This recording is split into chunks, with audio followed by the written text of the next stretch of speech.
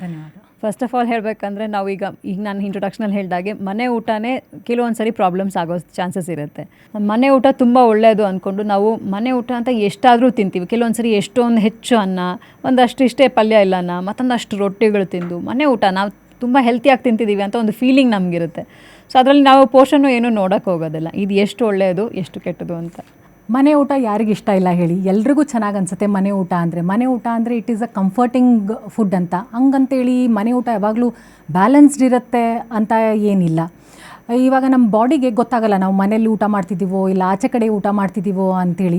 It's the same reaction. ಆಚೆ ಕಡೆ unhealthy ತಿಂದರೂ ಅದೇ ಸೇಮ್ ರಿಯಾಕ್ಷನ್, ಮನೆಯಲ್ಲಿ ಅನ್ಹೆಲ್ದಿಯಾಗಿ ಓವರ್ ಈಟಿಂಗ್ ಮಾಡಿದ್ರು ಅದೇ ಸೇಮ್ ರಿಯಾಕ್ಷನ್. ಸೊ ಮನೆಯಲ್ಲೂ ರುಚಿಯಾಗಲಿ ಚೆನ್ನಾಗಾಗಲಿ ಅಂಥೇಳಿ ಇವಾಗೆಲ್ಲ ತುಂಬ ಜಾಸ್ತಿ ತುಪ್ಪ ಹಾಕ್ಬಿಡ್ತಾರೆ, ಎಣ್ಣೆ ಹಾಕ್ಬಿಡ್ತಾರೆ, masala different variety of masala ಇರುತ್ತೆ. ಆ ಥರ ಎಲ್ಲ ಒಂದು ಸ್ವಲ್ಪ ಕೈಯೊಳಗೆ ಹಿಡ್ತಾ ಇರಬೇಕು. ಅದರ್ವೈಸ್ ಮನೆ ಊಟ ಈಸ್ ದ ಬೆಸ್ಟ್ ಊಟ. ಯಾಕಂದರೆ ನಿಮ್ಗೆ ಗೊತ್ತು ಯಾವ ಥರ ನೀವು ಅದನ್ನು ಕುಕ್ ಮಾಡ್ತಿದ್ದೀರಿ ಅಂಥೇಳಿ. It's very pure, minimal processing ಇರುತ್ತೆ ಅದರೊಳಗೆ. ಯಾವುದು ರೆಡಿ ಟು ಯೂಸ್ ಐಟಮ್ಸ್ ಎಲ್ಲ ಏನಿರಲ್ಲ. ಬಟ್ ಇವಾಗೆಲ್ಲ ತುಂಬ ಸಾಸು ಹಾಕ್ತಾರೆ, ಕಾರ್ನ್ ಸ್ಟಾರ್ಚ್ ಹಾಕ್ತಾರೆ. ಆ ಥರ ಎಲ್ಲ ಏನು ಫ್ಯಾನ್ಸಿ ಮೆಥಡ್ಸ್ ಅಂತ ನಾವು ಹೇಳ್ತೇವಲ್ಲ, it's always better to avoid all such fancy methods. And definitely it's not true that ಮನೆ ಊಟ ಇಸ್ ಆಲ್ವೇಸ್ ಗುಡ್ ಆರ್ ಹೊರಗಡೆ ಊಟ ಕಂಪ್ಯಾರಿಸನ್ ಎಲ್ಲ ಏನಿಲ್ಲ. But yes, the way you eat it, timing ತುಂಬ ಇಂಪಾರ್ಟೆಂಟು.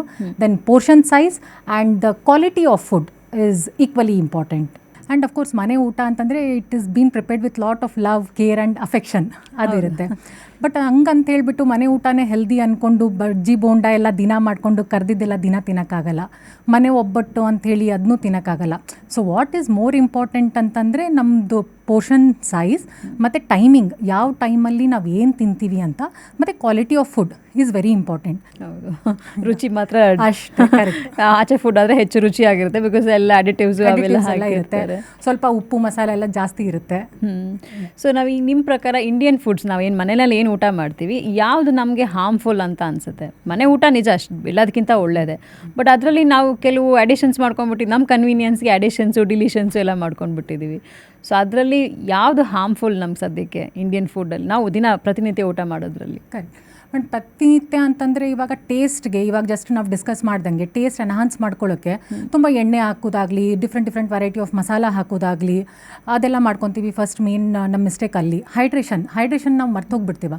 ನೀರಾಗಲಿ ಇಲ್ಲ ಅಂತಂದರೆ ಮಜ್ಜಿಗೆ. Hydration is not only about water, ಅದು ನಮಗೆ ನೀರಿಂದನೂ ಸಿಗ್ಬೋದು, ಇಲ್ಲ ಸೂಪು, ಇಲ್ಲ ಅಂತಂದರೆ ಲೆಮನ್ ವಾಟರ್, ಅದನ್ನು ನಾವು ಮಾಡಬೇಕಾಗತ್ತೆ. ಹೈಡ್ರೇಷನ್ ಬಗ್ಗೆ ನಾವು ಒಂದು ಸ್ವಲ್ಪ ಕರೆಕ್ಟಾಗಿ ಯೋಚನೆ ಮಾಡಬೇಕಾಗತ್ತೆ.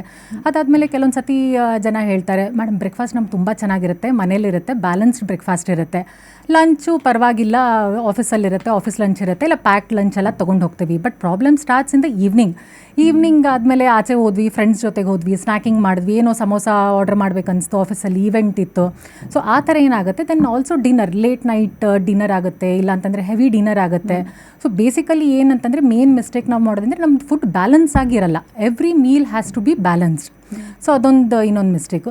ದೆನ್ ಕಾಂಪೋಸಿಷನ್ ಏನಿರುತ್ತಲ್ಲ, ಥಿಂಗ್ಸ್ ವಿ ಯೂಸ್ ಅದು ಬ್ಯಾಲೆನ್ಸ್ಡ್ ಆಗಿರಲ್ಲ. So even that has to be taken care. ಈಗ ನಾವು ಥಿಂಗ್ಸ್ ವಿ ಯೂಸ್ ಅಂದರೆ ಹೇಗೆ ಬ್ಯಾಲೆನ್ಸ್ಡ್ ಅಂದರೆ, ಫಾರ್ ಇನ್ಸ್ಟೆನ್ಸ್ ನಮಗೆ ನಾವು ಕನ್ಸಿಡರ್ ಮಾಡ್ತೀವಿ ಇಡ್ಲಿ, ದೋಸೆ ಅಥವಾ ಉಪ್ಪಿಟ್ಟಿರ್ಬೋದು, ಅವಲಕ್ಕಿ ಇರ್ಬೋದು, ಅದು ಎಷ್ಟು ಹೆಲ್ತಿ ಅಂತೀರ? ಅದು ಕಂಪ್ಲೀಟಾಗಿ ಬ್ಯಾಲೆನ್ಸ್ಡ್ ಆಗಿರುತ್ತಾ? ಮೇಡಮ್ ನಾರ್ಮಲ್ ಆಗಿ ನಾವು ಟ್ರೆಡಿಷ್ನಲ್ ಆಗಿ ಏನು ಯೂಸ್ ಮಾಡ್ತೇವಲ್ಲ, it is not really balanced. It is loaded with carb. First ಒಂದೇ ವರ್ಡ್ ನಾನು ಹೇಳಬೇಕಂತಂದರೆ carb loaded with very minimal protein and fibre balance. So ಇದನ್ನು ಸೇಮ್ ನಾವು ಏನಿದೆ ಉಪ್ಪಿಟ್ಟು, ಅವಲಕ್ಕಿ ನಾವು ಆಲ್ಟರ್ ಮಾಡ್ಕೋಬೋದು. ಫಾರ್ ಎಕ್ಸಾಂಪಲ್ ಇವಾಗ ಪೋಹ ಇದೆ, ಅದು ನಮ್ಗೆ ಆಚೆ ಕಡೆ ಇವಾಗ ಬ್ರೌನ್ ರೈಸ್ ಪೋಹ ಅಂತ ಸಿಗುತ್ತೆ. So brown rice poha use ಮಾಡಿ ಅದರೊಳಗೆ ತರಕಾರಿ ಎಲ್ಲ ಅದ್ರೊಳಗೆ ಮಿಕ್ಸ್ ಮಾಡಿ ಸ್ವಲ್ಪ ಅದ್ರ ಜೊತೆಗೆ ಮೊಸರು ತೊಗೊಂಡ್ರೆ it becomes a proper balanced one, ನಿಮಗೆ ಬ್ರೇಕ್ಫಾಸ್ಟ್ ಆಗುತ್ತೆ. ಇವಾಗ ದೋಸೆ ಅಂದರೆ ನಾರ್ಮಲ್ ದೋಸೆ ಬದಲು ರಾಗಿ ದೋಸೆ ನಾವು ಯೂಸ್ ಮಾಡ್ಕೋಬೋದು, ಪೆಸರಿಟ್ಟು ಮಾಡ್ಕೊಬೋದು.